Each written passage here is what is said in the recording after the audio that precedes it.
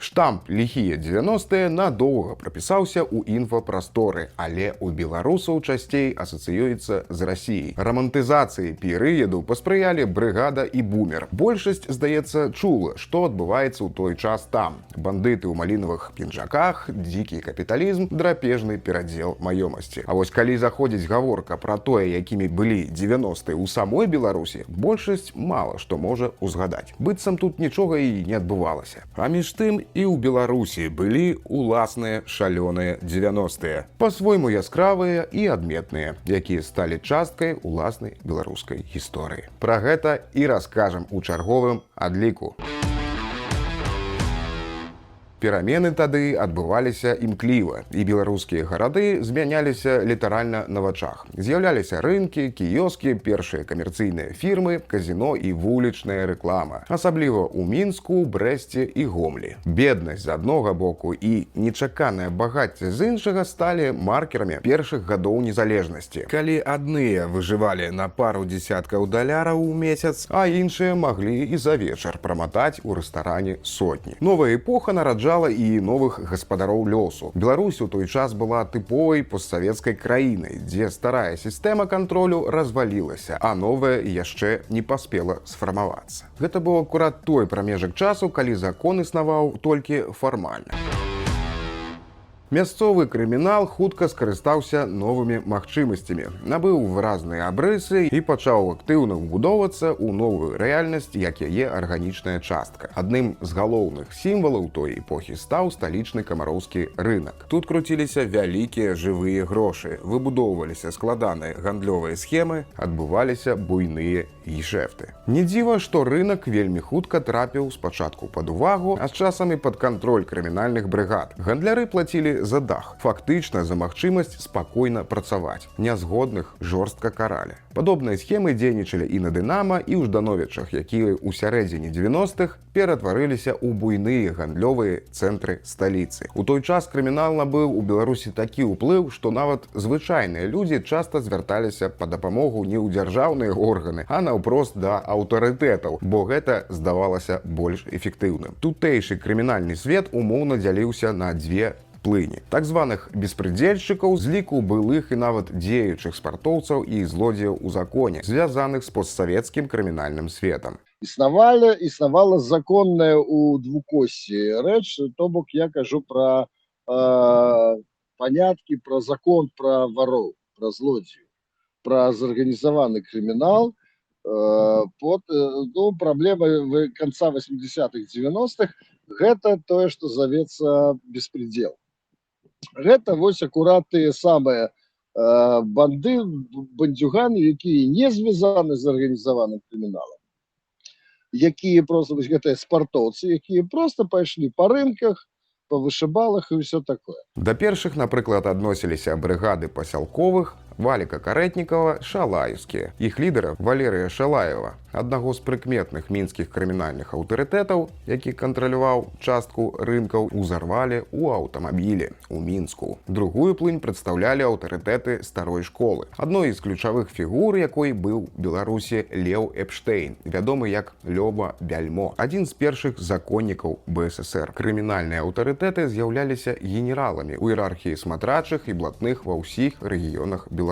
Менавіта гэтыя аўтарытэты удзельнічалі ў вырашэнні канфліктаў і задавалі агульныя правіла гульні. Ужо ў пачатку 90-х вакол Бяльма вырасла новае пакаленне. Найбольш вядомыя Пётр Навуменка, Навум і Уладзімір Клешч, Шчаўлік, якія ўдзельнічалі ў размеркаванні ўплыву і кантролі ў маладой рэспубліцы. Гэта ў пэўным сэнсе задавальняла ўлады, бо ў адрозненне ад Расіі у беларускім крымінальным свеце усталявалася адносная упарадкаванасць. Краіна была хутка падзелена на зоны без адкрытых крымінальных войнаў, гучных перастрэлак і характэрных для таго часу шэрагаў помнікаў на могілках загінулым прадстаўнікам крымінальнага свету. З'яўлялася ўсё больш і больш маладых і галодных, і даводзілася ставіць на месца, і было шмат разборак. Але ў Беларусі у параўнанні з Расіяй ўсё гэта было больш-менш мірна, і ўжо канчаткова пытанне вырашалася толькі ў самым скрайнім моманце.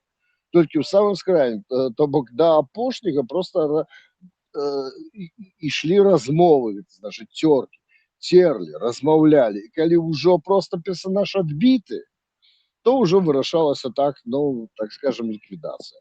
Але было і выключэнне.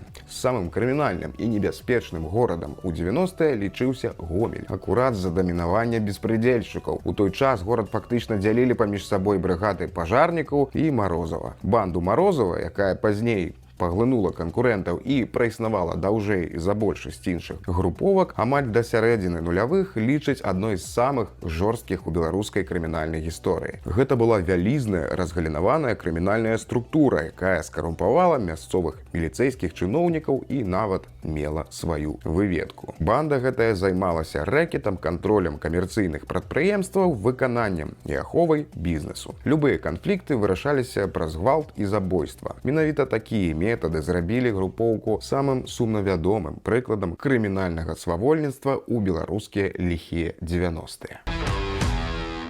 Адным з самых вядомых ценявых бізнесаў пачатку 90-х стаў прыём медзі ў насельніцтва, які звычайна адбываўся пад дахам крымінальных груповак. Медзь збіралі і здавалі ўсе, каму не лянота. Асабліва учорашнія піянеры, выхаваныя савецкай школай збіраць макулатуру і металалом. Медзь здабывалі дзе толькі можна і нельга. Часам нават здымалі медныя катушкі з ліфтаў, надоўга выводзячы іх з ладу. Сабраны метал потым вывозілі ў Літву, а адтуль далей на захад. Пачатак 90-х у Беларусі стаў і часам, калі сфармаваліся ў насельніцтва звычкі, характэрныя для сёння. Напрыклад, лічыць усё ў далярах і захоўваць частку грошай у зялёных. Менавіта тады даляр раптам ператварыўся ў галоўную валюту паўсядзённага жыцця, што і нарадзіла новую прафесію – валютчык. Аб гэтым мы больш падрабязна распавядалі у серыі пра станаўленне беларускага бізнесу. Ось тут можна паглядзець. Людзі з барсэткамі на поясе і калькулятарамі ў кішэні фактычна замянялі сабой і банкі, і афіцыйныя абменныя пункты. Ва ўсіх буйных гарадах можна было пачуць у прахадных месцах даляры, марачкі, расійскія рублі і адразу ж атрымаць запаветныя паперкі. Хоць абменныя аперацыі з рук былі нелегальнымі, людзі ішлі да валютчыкаў, бо афіцыйны курс моцна адрозніваўся ў горшы бок ад таго, што прапаноўвалі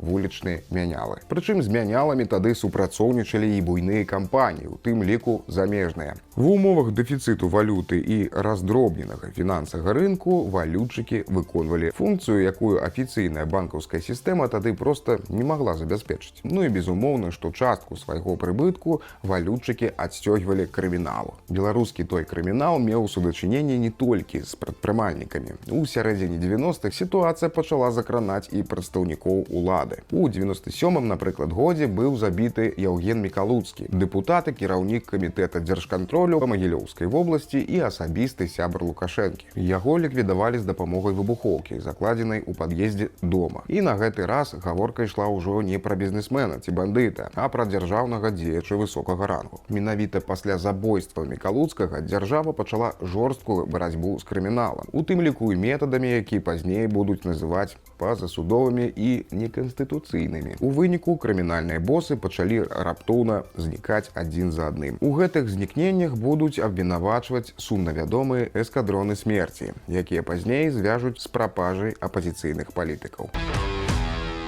На пачатку 90-х гадоў у Беларусі разам з новай эканомікай і адноснай свабодай у паўсядзённае жыццё пачалі ўваходзіць раней амаль невядомыя з'явы. Наркотыкі. Імкненне паспрабаваць усё новае выклікала нездаровую зацікаўленасць да забароненых рэчываў. У гэты перыяд адбыўся проста выбуховы рост колькасці людзей, якія ўжывалі гэты забароненыя штукі. У першай палове 90-х асноўную ролю адыгравалі не клубныя наркотыкі, а так званы вінт і апіяты. Найбольш распаўсюджанымі былі самаробныя наркатычныя рэчывы, якія атрымлівалі з маку. На сленгу таго часу іх называлі шырка. Такія наркотыкі былі адносна даступныя, бо сыравіну можна было атрымаць у сельскай мясцовасці, а сам працэс вырабу не патрабаваў складанага абсталявання. Паралельна з самаробнымі гэтымі апіятамі ў Беларусь паступова пачалі трапляць і іншыя рэчывы, найбольш небяспечныя, з якіх быў, напрыклад, гераін. Гэта было звязана з тым, што краіна апынулася на транзітных маршрутах паміж усходам і захадам. Вялікім попытам карыстаўся і канабіс, аднак на фоне гераіну ён не прыцягваў такой увагі праваахоўных органаў. Асноўнай праблемай заставаліся з'яўляліся менавіта ін'екцыйныя наркотыкі, з якімі было звязана найбольш цяжкія наступствы. Перадусім імклівы рост ВІЧ-інфекцыі. Яно пайшло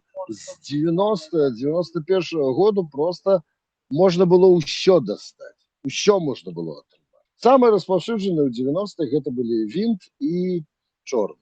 То, што можна было зрабіць самому.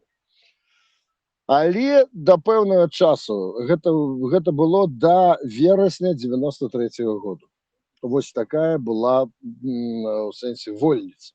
У 93-м годзе в Беларусі было збудаваная менавіта структура у структуре МВД, менавіта адпавядальная за наркотыкі. Яе ўзначаліў, я не памятаю, на той момант зусім малады чалавек, але ён вельмі правільную правёў працу. Агентура по оперативных сотрудниках, по райотделах, например, у Менску, она работала вельми шчыльна. И просто, здаецца, на початку вересня 93-го года у один день хлопнули усіх дилеров, якія распаўсюджвалі, например, там траву и гашиш, и усіх варшчыкаў. Усе месцы, дзе варылі первітын і чорт. У сярэдзіне 90-х у Светлагорску адбылася адна з самых вядомых у Беларусі ўспышак ВІЧ, наўпрост звязаная з ін'екцыйным ужываннем наркотыкаў. За вельмі кароткі перыяд, літаральна некалькі гадоў, там было зафіксавана больш за 1000 выпадкаў заражэння. Для адносна невялікага гораду гэта былі проста каласальныя лічбы. Сітуацыя ў Светлагорску стала настолькі вострай, што паводле ацэнак спецыялістаў інфікаваны быў прыкладна кожны 90-й жыхар. Беларусь, як адна з найбліжэйшых да захаду рэспублік, адной з першых трапіла пад плыню новай сексуальнай культуры. У краіну хлынулі польскія часопісы, порнавідэа і тавары з першых секс-шопаў, якія для многіх выглядалі сімвалам раней забароненага свету. Само грамадства даволі хутка прызвычылася і да такой з'явы, як прастытуцыя. Зразумела, што яна існавала і ў савецкія часы, але тады была значна больш кантраляванай і схаванай. У 90-е ўсё змянілася. З'явіліся грошы, з'явіўся попыт, і разам з гэтым з'ява выйшла ў адкрытую прастору. У Мінску гэта адчувалася асабіста выразна. Людзі ведалі канкрэтныя месцы, дзе можна было сустрэць дзяўчат, якія працуюць на кліента. І тут гаворка ідзе не пра адзіныя нейкія выпадкі, а пра цэлыя зоны, якія былі ўсім вядомыя. Адной з такіх галоўных кропак быў, напрыклад, вакзал і тэрыторыя навкол яго. Другі важны раён Няміга, праспекты Скарыны і Машэрава, тэрыторыі каля ГУМа і цырка. Там, дзе ўвечары з'яўлялася жыццё, дзе былі бары, першыя клубы і круціліся грошы. Дзяўчаты маглі проста знаходзіцца ў гэтых месцах, чакаючы кліентаў, або знаёміцца непасрэдна ва ўстановах. Тое, што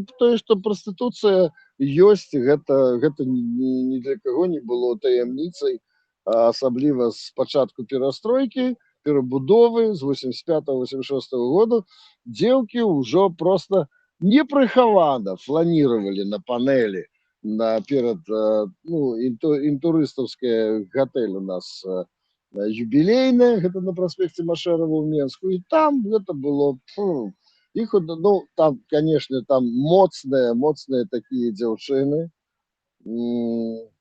якія трымалі форс і самыя асноўныя. Іх называлі зондершы. Просто вось, ёсць экіпа, якая працуе на юбілейцы. Ёсць экіпа, якая працуе на планеце. І калі просто хочаш увайсці, гэта ты дзяўчо, там хочаш падысці, ты, значыць, ідзі да зондерш і зондер-каманда, якая просто і працуе, і раздае працу. Калі казаць пра кіно Кіеў, бульвар Шевченка, на бульвары Шевченка у свае часы нават праз крыміналітэт было просто, тыпу школы прастытутак. А асобная гісторыя – гэта гасцініца «Інтурыст», «Планета», юбілейная «Беларусь». Гэта ўжо быў іншы ўзровень. Тут тусаваліся так званыя валютныя прастытуткі, бо менавіта пры гатэлях круціліся замежнікі, бізнесмены, людзі з далярамі. Паводле ўспамінаў таго часу, у Мінску сярэдзіны 90-х звычайныя паслугі маглі каштаваць ад 10-15 да 40-50 даляраў. Ноч або суправаджэнне ўжо 80-100. Для разумення, гэта былі вельмі вялікія вялікія грошы на той момант. Таму сярод тых, хто займаўся прастытуцыяй, было шмат іншагародніх студэнтак, маладых жанчын без стабільнага даходу, а часам і тых, хто проста шукаў хуткі падзаробак. У рэгіёнах сітуацыя выглядала інакш. Там не было такога потоку валюты і замежнікаў, таму і маштаб быў меншы. Прастытуцыя існавала, але часцей у больш закрытай форме, праз знаёмствы і кантакты. Начное жыццё таго часу было сумесю свабоды, хаосу і неперадказальнасці. Ніхто дакладна не ведаў, што і як будзе заўтра, але менавіта гэта і стварала своеасаблівую атмасферу. У пачатку 90-х у Мінску яшчэ не існавала клубнай індустрыі ў сучасным разуменні. Месцамі дыскатэк былі дамы культуры і выпадковыя залы, дзе можна было паставіць апаратуру і ўключыць музыку. Калі уявіць тусовачны Мінск самага пачатку 90-х, то гэта хутчэй рэстараны, працуючыя дапазна, якія можна было пералічыць па пальцах. Юбілейны, планета, папараць кветка, сосны, кафе Мінск. І гэта амаль усё. Для тых, хто меў грошы і не дагуляў, асобным шыкам лічылася ўзяць таксі і паехаць працягваць банкет у аэрапорт Мінск-2, дзе працаваў начны рэстаран. Адным з першых месцаў з намёкам на сапраўдны клуб стала клубнае шоу у палацы культуры МТЗ, якое з'явілася яшчэ ў 1989 годзе. Атмасфера там была напаўкрымінальная і цалкам у духу часу. У адной зале маглі быць баі кікбаксёраў у рынгу, побач эратычныя танцы без ліфчыкаў, а часам сабачыя баі з пітбулямі. На такія шоу прыязджалі людзі нават з Расіі і Украіны, бо для Мінска гэта было нешта неверагоднае. І раптам у горадзе пачалі адкрывацца сапраўдныя начныя клубы. Моладзь літаральна хлынула туды. Гэта быў сапраўдны выбух начнога жыцця. Ніхто не ведаў, як правільна хадзіць у клуб, як апранацца, якая музыка модная. Усе вучыліся на хаду, і арганізатары, і наведнікі.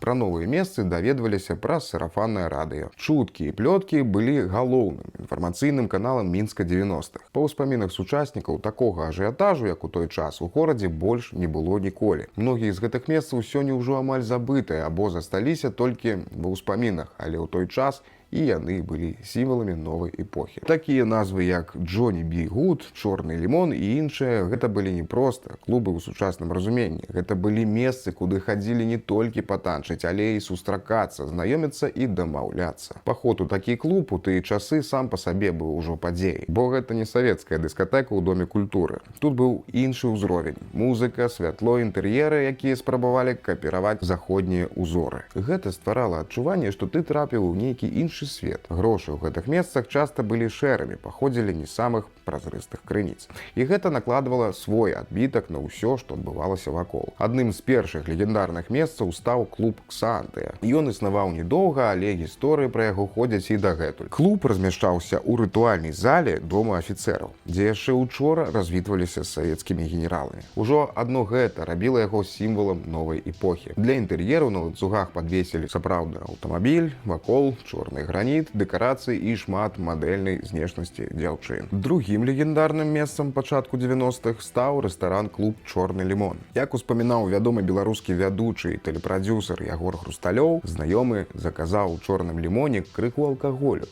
шампанскага і 4 порцыі дранікаў з ікрой. І яму прынеслі рахунак на 400 даляраў. Ён дастаў грошы, пералічыў і расплаціўся. Тады ў кабаках можна было плаціць зялёнымі. У эквіваленце людзі жылі на 15-20 у месяц, а тут за адзін вечар сыходзіла такая сума. Асноўнай публікай лімона былі бізнесмены, крымінальныя аўтарытэты і іх кампаніі. Большасць вечарынак праходзіла за зачыненымі дзвярыма. Гэта было месца балявання, вялікіх грошай і поўнай свабоды. Часам гулялі так, што ў бары заканчваўся ўвесь алкаголь. Сумаваць уначы было немагчыма. Нават у такіх месцах, што казаць пра сталіцу, нават у Смаргоне ты мог не засумаваць.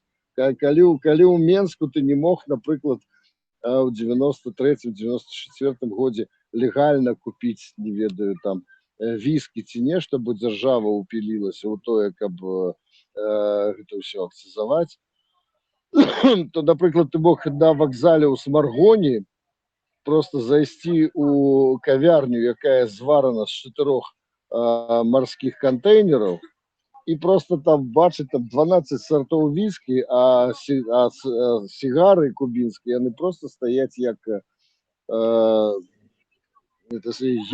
асадкі у стакане.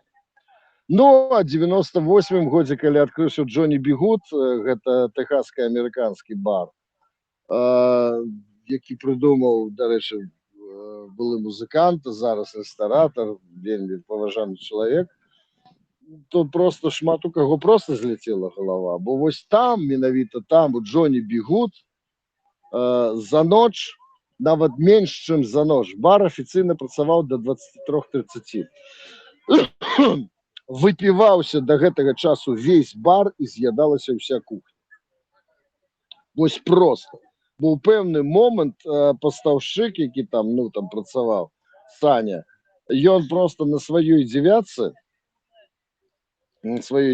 просто мусіў недзе о гадзіне 9 ўвечары ляцець у Ждановічы на начны, на ўжо працуючы рынок, каб просто купіць мяса, каб госці маглі нешта там працягваць есці. У сярэдзіне дзесяцігоддзя клубнае жыццё пачало імкліва развівацца. З'яўляліся новыя пляцоўкі са сцэнай, гукам, аховай і пастаяннай публікай. У гэты час у Мінску з'яўляюцца і месцы, якія пазней стануць проста легендамі. Рэактар на Харужы, Шайба каля гатэля Беларусь, падвальныя бары, выпадковыя клубы, што маглі адкрыцца і закрыцца за адзін сезон. У адным зале маглі тусавацца і студэнты, музыкі, і спартсмены, бізнесмены і людзі з крымінальнага асяроддзя. Гэта было звычайнай з'явай для таго часу.